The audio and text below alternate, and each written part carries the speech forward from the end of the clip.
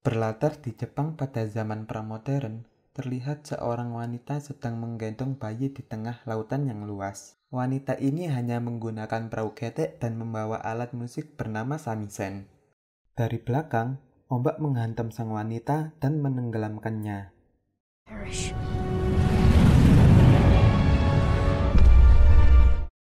Tapi takdir menyelamatkan sang wanita dan bayi yang digendongnya. Inilah Kubo dan dua senar. Beberapa tahun kemudian, sang bayi sudah bertumbuh besar. Namanya Kubo. Ia sedang menyiapkan sarapan untuk memulai harinya. Dan beliau ini bernama Sariatu, panggil saja sang ibu. Ketika srengenge mulai muncul, Kubo bersiap untuk mencari nafkah di sebuah desa.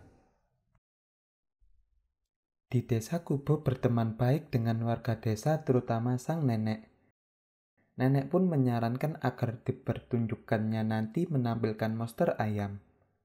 Mereka pun bergerombol melihat aksi Kubo ini. Kubo ini bisa memanipulasi benda karena mewarisi kekuatan ibunya menggunakan samisen. Ngamennya dimulai dengan seorang samurai handal yang bernama Hanzo. Dia ingin balas dendam karena keluarga, kerajaan, dan pasukannya sudah direnggut oleh Raja Bulan. Hanzo pun berkelana mencari 3 pusaka, yaitu pedang, zirah, dan helm perang.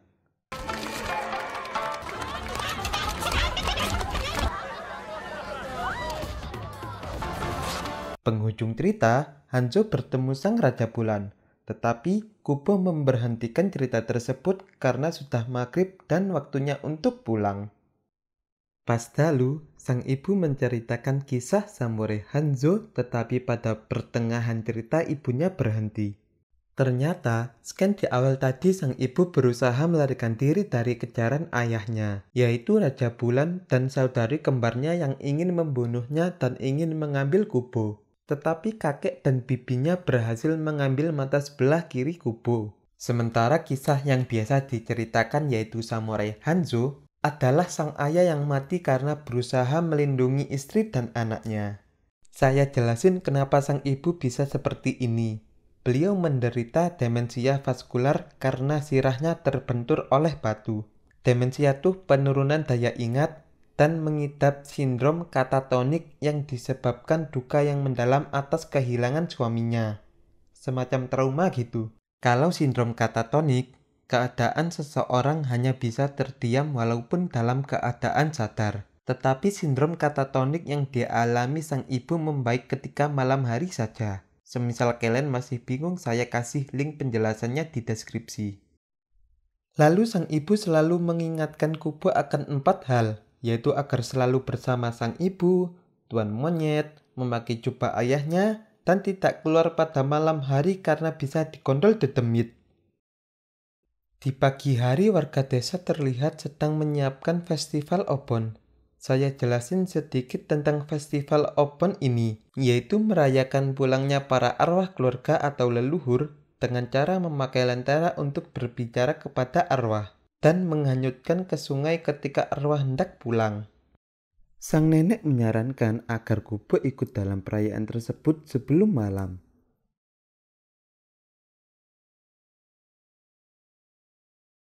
Kubo pun mengikuti para warga menyalakan lentera dan berusaha berbicara kepada ayahnya. Great leader who died protecting me, saving one of my eyes. Matahari mulai turun dan para warga desa mulai menghanyutkan lentera di sungai. Kubo lupa perkataan ibunya agar pulang sebelum gelap. Dia pun geram karena tidak mendengar sepatah kata pun dari arwah ayahnya. Ketika matahari sudah tergantikan bulan, dari penghujung sungai angin berhembus kencang dan muncullah bibi Kubo, Karasu, dan Wasi yang ingin mengambil mata Kubo. Kubo berlari segenap tenaga menuju ke desa, tetapi tidak ada satupun yang bisa menghentikan bibinya tersebut. Ketika Kubo terjatuh di penghujung desa, datanglah sang ibu tercinta untuk melindungi anaknya. Dengan sihirnya, sang ibu menyuruh Kubo agar mencari 3 pusaka dan menerbangkannya.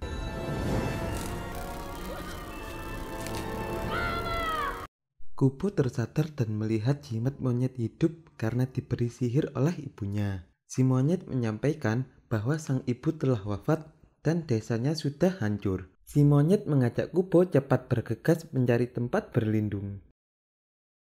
Mereka berlindung dan menghangatkan diri di dalam bangkai ikan paus.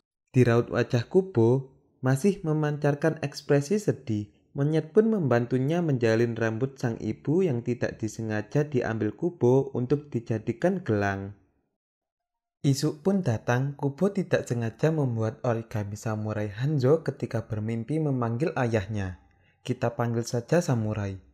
Samurai menunjukkan arah untuk mencari 3 pusaka dan mereka memulai perjalanannya. Terlihat Kubo belum sepenuhnya menguasai sihir yang diwarisi oleh sang ibu. Saat mereka membahas suatu hal, Kubo diculik oleh Kumbang. Ternyata yang diinginkan Kumbang adalah origami samurai. Ia merasa samurai Hanzo adalah gurunya.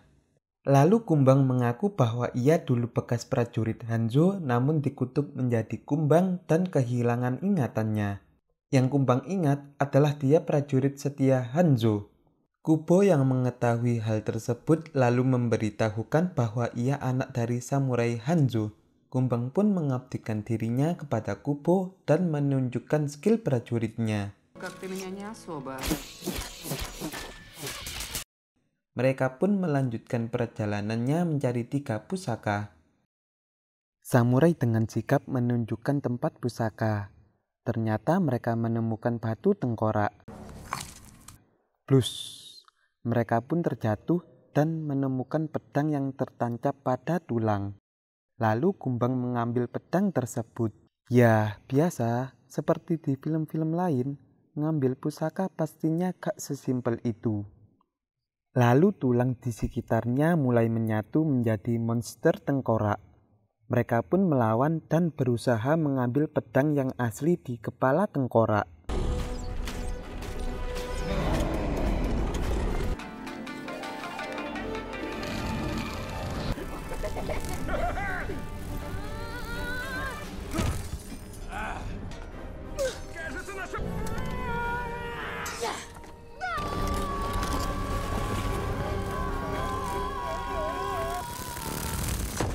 Mereka pun berhasil keluar dan membahas melanjutkan perjalanan dengan memutari lautan atau menyeberanginya.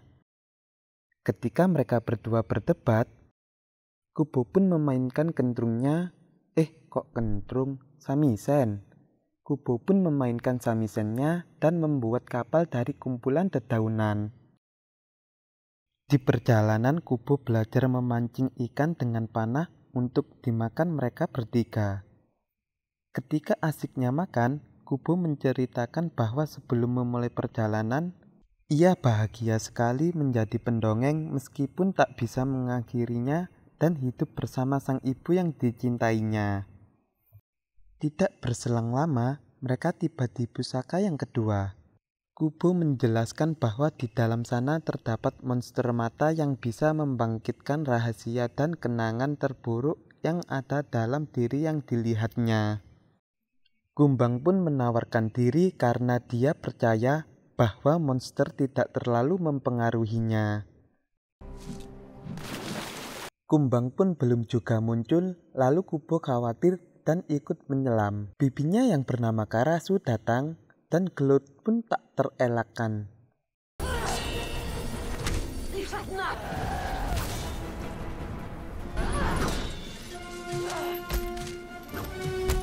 Pertarungan berlangsung sengit.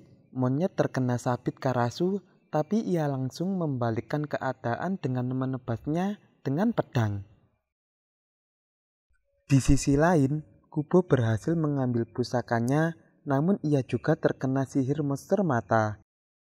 Dan Kubo diperlihatkan ternyata monyet adalah jelmaan sang ibu.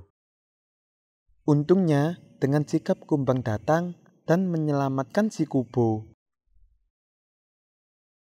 Di tengah peristirahatan yang hangat, kita panggil saja sang ibu ya biar sopan. Sang ibu menceritakan kisah cintanya dengan samurai Hanzo. Berawal dari sang ibu dan saudari kembarnya diutus ayah mereka yaitu Raja Bulan untuk membasmi samurai hebat karena bisa membuat ancaman bagi kerajaan bulan. Ketika bertemu Hanzo, kehangatan dan sifat manusiawi Hanzo membuat sang ibu jatuh cinta. Ia rela melepaskan keabadiannya untuk menikah dengan Hanzo dan mempunyai anak yaitu Kubo.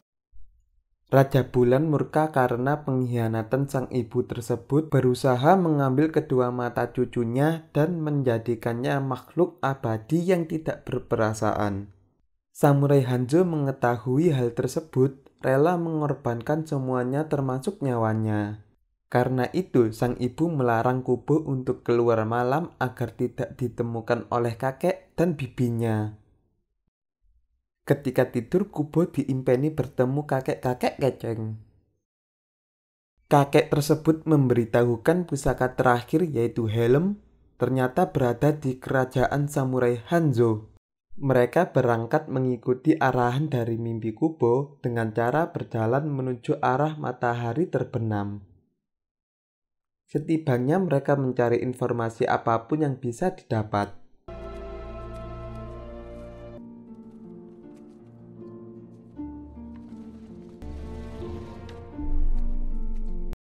Ya, sang ibu mengetahui ternyata mereka dijebak dan tidak lama kemudian saudarinya Wasi datang.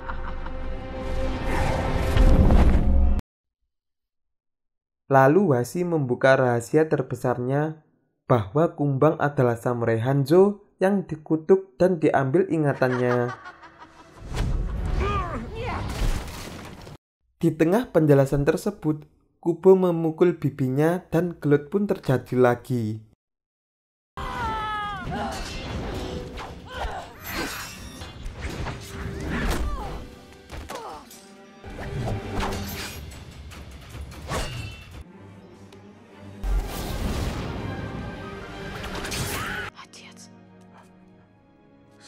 Berbeda dengan Karasu, Wasi terlalu kuat sehingga terbunuhnya kedua orang tua Kubo. Dan Kubo menggenjrengkan samisennya. Tahu samisennya hanya tertinggal satu karena begitu kuatnya ia genjreng. Lalu Kubo mengambil tali busur ayahnya digunakan sebagai gelang dan disandingkan rambut sang ibu untuk menjadi kenang-kenangan. Origami yang cemet menunjukkan petunjuk pusaka terakhir. Ternyata pusaka tersebut menjadi lonceng pada desa Kubo sendiri. Lengkap sudah ketiga pusaka tersebut. Kubo memakainya untuk melawan bos terakhir, yaitu kakeknya. Raja Bulan menampakkan diri. Silly, useless eye. You can't hear in this hell. Staring where I want to take you. You will be immortal. Kubo menolak mentah-mentah penawaran tersebut. Baginya hidup di bumi lebih bermakna ketimbang hidup abadi di kerajaan. Kakek keceng itu pun marah atas penolakan Kubo dan berubah menjadi monster. Sepertinya gak asing bagi saya. Oh ya, seperti ikan purba ini nih, yang tahu namanya coba komen di bawah ya. Dan ikan ini difusionkan sama kaki 1000, jadilah monster kakeknya Kubo. Sat, malah ngelantur gak jelas saya. Lanjut.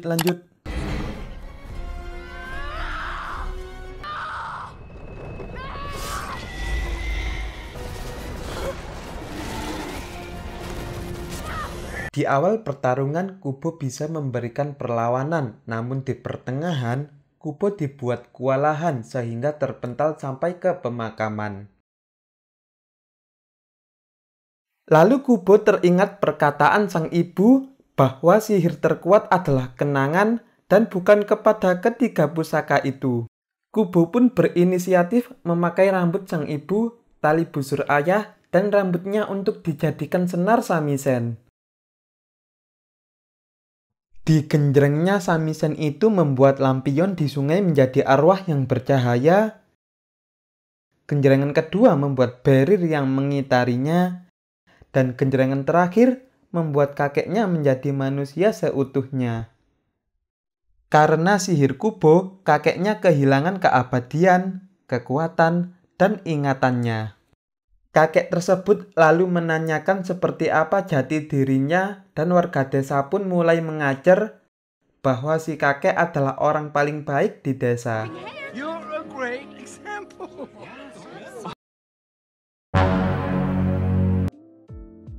Di luar sana mungkin saja banyak seorang wanita ketika ingin menikah dengan jodohnya yang cocok tidak direstui karena status sosialnya. Padahal paling penting dari seseorang adalah agama dan akhlaknya. Wanita itu dinikahi karena 4 hal, karena hartanya, keturunannya, parasnya, dan agamanya. Maka pilihlah karena agamanya, niscaya kamu akan beruntung. Hadis riwayat Imam Bukhari. Itu pun berlaku pada seorang pria. Jikalau sudah meminta tapi tidak juga direstui, maka dibolehkan diganti dengan wali yang layak seperti paman, saudara laki-laki, bahkan penguasa muslim. Itu saya Oton, aloha. And strike.